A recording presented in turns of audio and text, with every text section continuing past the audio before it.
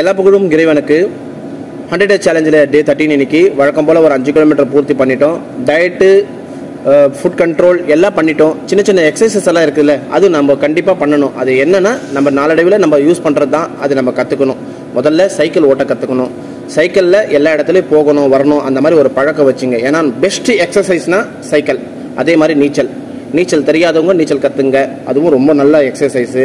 வீட்டிலேருந்து கடைக்கு போகிறதோ மார்க்கெட்டுக்கு போகிறதோ மோஸ்ட்லி ஒரு சைக்கிளையோ நடந்து போகிறதுக்கு பழக்கம் பண்ணிங்க. நடந்து போகிறதுனால நம்மளுடைய நண்பர்களையும் நல்லா நின்று நம்ம பேசலாம் செய்யலாம், அந்த ஒரு வாய்ப்பெல்லாம் கிடைக்கும்.